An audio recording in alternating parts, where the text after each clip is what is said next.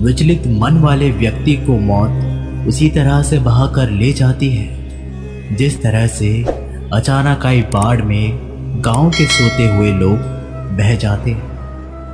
देखते समय देखें, सुनते समय केवल सुने, महसूस करते समय केवल महसूस करें और सोचते समय केवल सोचें। यही वास्तविक कर्म है। आकाश में पूर्व और पश्चिम में कोई भेद नहीं है। लोग अपने मन में भेदभाव को जन्म देते हैं और फिर ये सच है ऐसा विश्वास कर लेते हैं। आपका काम है अपनी पसंद के काम को खोजना। उसे खोजें और फिर उस काम में खुद को पूरी तरह से लगा दें। यही सफलता का मार्ग है। दुनिया में अधिकांश लोग इसलिए असफल हो जाते हैं क्योंकि विपरीत परिस्थितियां आने पर उनका साहस टूट जाता है और वो भयभीत हो जाते हैं। मन से पाप करने वालों को मन से, तन से पाप करने वालों को तन से, दिल से पाप करने वालों को दिल से और दिमाग से पाप करने वालों को दिमाग से सदा मिलना निश्चित है। जो मन भगवान में लगा उसे क्या परवाह की जीवन में क्या मिला और क्या छिप चुका है। भक्ति प्राप्त नहीं की जा सकती, ये तो एक उपहार है। प्रार्थना ईश्वर को नहीं बदलती, लेकिन ये उसे बदल देती है जो प्रार्थना करता है। संसार का नियम है, जिस तरह से विचार हम अस्तित्व को संप्रेषित करते हैं उसी तरह की ऊर्जा अस्तित्व द्वारा हम तक पहुंचती है। ध्यान रहे, विचारों का सकारात्मक होना अनिवार्य है, तभी राह सरल और सुगम होती चली जाएगी। कभी किसी और के लिए जीने का प्रयास मत करो। किसी और की दृष्टि में अच्छा बनने की चेष्टा मत करो। हम अकेले आए हैं और अकेले ही जाएंगे। हम जैसे कर्म करेंगे वैसे ही फल पाएंगे। जो बीत गया उसे भूल जाओ। जो कर रहे हो उस पर विश्वास रखो। जो होगा उसकी चिंता छोड़ दो। बस तुम्हें मात्र अपने कर्म करने हैं। पुरस्कृत करने का कार्य नियति का है। एक बार भीष्म पितामह ने श्री कृष्ण से पूछा, जल से पतला क्या है? भूमि से भारी कौन है? और अग्नि से तेज क्या है? और कौन है जो काजल से काला है? श्री कृष्ण ने मनमोहिनी मुस्कान के साथ उत्तर दिया, पितामह, जल से पतला ज्ञान है, भूमि से भारी पाप है, अग्नि से तेज क्रोध है और काजल से काला कलंक है। श्री कृष्ण कहते हैं कि परिस्थितियों से भागो मत, उनके सामने डटकर खड़े रहो, क्योंकि कर्म करना ही मानव का पहला कर्तव्य है। हम कर्मों के द्वारा ही परेशानियों से जीत सकते हैं। दुनिया नहीं जानती हम सभी का अंत यहीं पर होना है, लेकिन जो लोग इस सत्य को जानते हैं उनके सारे झगड़े एक ही बार में खत्म हो जाते हैं। जब तक आप अपनी समस्याएं एवं कठिनाइयों की वजह दूसरों को मानते रहोगे, तब तक आप अपनी समस्याओं और कठिनाइयों को मिटा नहीं सकते। आप अपना भविष्य नहीं बदल सकते, लेकिन आप अपनी आदतों को बदल सकते हैं और निश्चित ही रूप से आपकी आदतों से आपका भविष्य बदल सकता है। अगर हम परिवर्तन के लिए किसी दूसरे व्यक्ति के आने की उम्मीद करेंगे तो परिवर्तन नहीं आएगा, बल्कि हमें खुद को उससे आगे होना होगा। जो कुछ भी तुम्हारे भाग्य में लिखा है वो अवश्य ही उचित समय पर तुम्हें मिलेगा। तुम क्यों परेशान होते हो? और जो भाग्य में नहीं है वो कभी नहीं मिलेगा। तुम व्यर्थ ही प्रयास कर रहे हो, इसलिए जो मिला है उसे उचित तरह से बिना फल की कामना किए करो, जन सफल होगा। अगर कोई आपका दिल दुखाए तो बुरा मत मानना। कुदरत का नियम है कि जिस पेड़ पर सबसे अधिक मीठे फल होते हैं उसको सबसे अधिक पत्थर पड़ते हैं। जब टूटने लगे हौसला तो बस ये याद रखना, बिना मेहनत के हासिल तक तो ताज नहीं होते। ढूंढ लेना अंधेरे में ही मंजिल, क्योंकि जुगनू कभी रोशनी के मोहताज नहीं होते।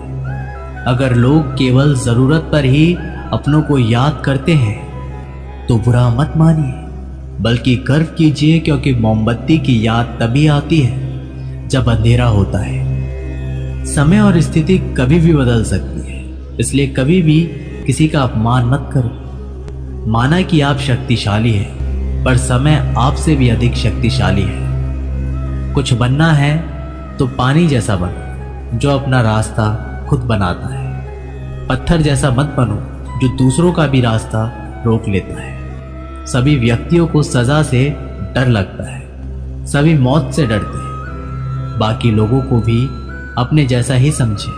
खुद किसी जीव को ना मारे और दूसरों को भी ऐसा करने से मना करे। हर किसी के अंदर अपनी ताकत और अपनी कमजोरी होती है। मछली जंगल में दौड़ नहीं सकती और शेर पानी का राजा नहीं बन सकता, इसलिए अहमियत सभी को देनी चाहिए। श्री कृष्ण कहते हैं, कर्म पर ही तुम्हारा अधिकार है, लेकिन कर्म के फलों पे कभी नहीं। इसलिए कर्म को फल के लिए मत करो, ना ही काम करने में तुम्हारी आसक्ति हो। क्रोध से मनुष्य की मति मारी जाती है, जिससे स्मृति भ्रमित हो जाती है। इस स्मृति भ्रमित हो जाने से मनुष्य की बुद्धि नष्ट हो जाती है, और बुद्धि का नाश हो जाने पर मनुष्य खुद अपना ही नाश कर बैठता है। आप कोई भी हो, संसार में आए हो तो संघर्ष हमेशा रहेगा। श्री कृष्ण ने हर परिस्थितियों को जिया और जीता। समय और जरूरत बदलते ही सबके चेहरे बेनकाब हो जाते हैं। पता नहीं, या तो हम में कुछ कमी आ जाती है या वो अभिनय अच्छा कर लेते हैं। दर्द का साहस तब होता है जब खुद को ठोकर लगती है, वरना दूसरों का तो सिर्फ लहू ही नजर आता है, दर्द नहीं। लोग कहते हैं जिंदगी मिली है अपने हिसाब से जीने के लिए, लेकिन वही लोग सुबह होते ही किसी और के हिसाब से जीने चले जाते हैं।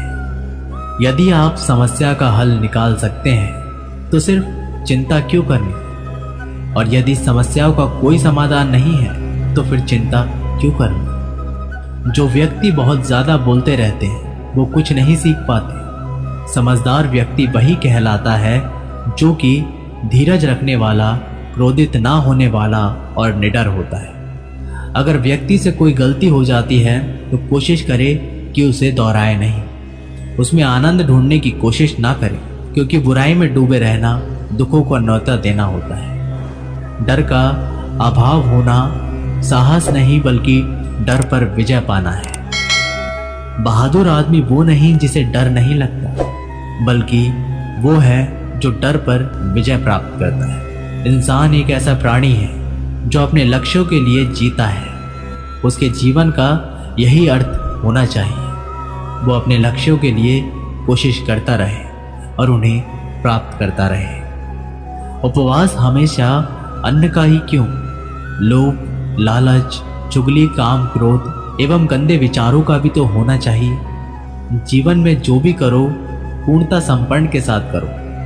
प्रेम करो तो मीरा की तरह, प्रतीक्षा करो तो सबरी की तरह, भक्ति करो तो हनुमान की तरह, और अगर शिष्य बनो तो अर्जुन की तरह। जीवन में आपसे कौन मिलेगा ये समय तय करेगा। जीवन में आप किससे मिलेंगे ये आपका दिल तय करेगा। लेकिन जीवन में आप किस किस के दिल में रहेंगे यह आपका व्यवहार तय करेगा। इंसान को खुद की नज़रों में सही होना चाहिए, क्योंकि दुनिया तो भगवान से भी दुखी है। आपके पास जो कुछ भी है उसे बढ़ा चढ़ाकर मत बताइए, और ना ही दूसरों से ईर्ष्या कीजिए। जो दूसरों से ईर्ष्या करते हैं उसका मन कभी शांत नहीं रहता। आप चाहे कितने ही पवित्र शब्द पढ़ लें, आप चाहे कितने ही पवित्र शब्द बोल लें, लेकिन जब तक आप उन्हें अपने जीवन में नहीं उतारते उनका कोई लाभ नहीं है। अगर आपका चित्त शांत है तभी आप इस ब्रह्मांड के प्रभाव को सुन पाएंगे और इसकी तल को महसूस कर पाएंगे। खुशी इसके आगे रहती है और ध्यान इसकी चाबी है। भगवान श्री कृष्ण ने कहा है कि जैसे जैसे कलयुग आएगा इंसान मतलबी होता चला जाएगा। जरूरत के समय आपके पैर पकड़ेगा और जरूरत नहीं रहेगी तो पहचानेगा भी नहीं। संगीत सुनकर ज्ञान नहीं मिलता, मंदिर जाकर भगवान नहीं मिलता। पत्थर तो इसलिए पूछते हैं लोग क्योंकि विश्वास के लायक इंसान नहीं मिलता। श्री कृष्ण कहते हैं, जो लोग किसी सच्चे व्यक्ति का दिल तोड़कर किसी तीसरे के पास खुशी ढूंढने जाते हैं, वो अक्सर धोखा खाते हैं। मैंने हिसाब में रहने वालों को बेहिसाब होता देखा है। मैंने लोगों को बदलते नहीं बेनकाब होते देखा है। कल रात जिंदगी मेरे सपने में आई थी और कहा, कब तक चलेगा किसी और के पीछे, अब खुद के पीछे चलना भी सीख ले। आजकल सब यही करते रहते हैं कि वक्त नहीं मिलता। मुझे समझ नहीं आता कि बिजी वक्त हो गया है या आदमी। जिंदगी को मीठा बनाने के लिए अक्सर सही वक्त पे कड़वे घूंट पीने बहुत ज़रूरी होते हैं। बाद में बस यादें आती हैं, वक्त नहीं। इसलिए जी लो हर एक लम्हा गुजर जाने से पहले। कुछ इस तरह से मैंने अपनी ज़िंदगी आसान बना ली। किसी को माफ़ कर दिया और किसी से माफ़ी मांग ली। जीवन में सुख दुख आते हैं और चले जाते हैं, लेकिन इन आने जाने के बीच में कहीं एक सुख ऐसा होता है जो कभी नहीं आता और कोई एक दुख ऐसा होता है जो कभी नहीं जाता। जो पिता के पैरों को छूता है वो कभी गरीब नहीं होता। जो माँ के पैरों को छूता है वो कभी बदनसीब नहीं होता। जो भाई के पैरों को छूता है वो कभी उदास नहीं होता या फिर दुखी नहीं होता। जो बहन के पैरों को छूता है वो कभी चरित्रहीन नहीं होता। संसार में परेशानी देने वाले की हस्ती कितनी भी बड़ी क्यों ना हो, पर भगवान की कृपा दृष्टि से बड़ी कभी नहीं हो सकती। मनुष्य अकेला पाप करता है और बहुत से लोग उनका आनंद उठाते हैं। आनंद उठाने वाले तो बच जाते हैं, किंतु पाप करने वाला दोष का भागी होता है। जीवन के दुखद और परिवर्तनशील पड़ाव को पार करने का एक ही मार्ग है, अपने धैर्य का अनंत विस्तार कर लो। हम शिकायत कर सकते हैं क्योंकि गुलाब की झाड़ियों में कांटे हैं, या फिर खुश हो सकते हैं क्योंकि कांटों की झाड़ियों में गुलाब है। सत्य हर बार शुभ और मंगलकारी नहीं हो सकता और झूठ भी हर बार अशुभ और अमंगलकारी नहीं हो सकता। भगवान श्री कृष्ण ने अपने जीवन में ये सीख सबको दी कि झूठ और सत्य का निर्धारण कभी इस बात से नहीं होता कि आपने क्या कहा, अपितु इस बात से होता है कि आपने क्यों कहा। सुख और दुख अपने नसीब से मिलता है। अमीरी गरीबी से इसका कोई लेना देना नहीं। रोने वाले महलों में भी रोते हैं और किस्मत में खुशी तो झोपड़ी में भी हंसी गूंजती है। विश्वास में वो शक्ति है जिससे उजड़ी हुई दुनिया में प्रकाश लाया जा सकता है। विश्वास पत्थर को भगवान बना सकता है और विश्वास भगवान के बनाए इंसान को पत्थर दिल बना सकता है। किसी की यादों में घुट घुट कर मरने से अच्छा है कि आप अपनी ताकत को अपने लक्ष्य पर लगाओ और इतने सफल बन जाओ कि एक दिन आपको छोड़ने वाला पछताने लगे। कामयाब व्यक्ति की चमक लोगों को दिखाई देती है। उसने कितने अंधेरे देखे हैं ये कोई नहीं जानता।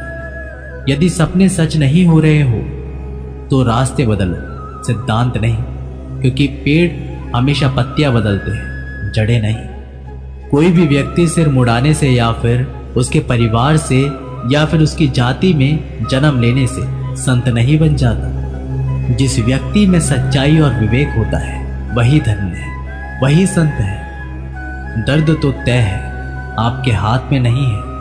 हाँ, दुखी होना या ना होना वो आपके हाथ में आवश्यक है। स्वास्थ्य सबसे बड़ा उपहार है। संतोष सबसे बड़ी संपत्ति और सबसे अच्छा रिश्ता है।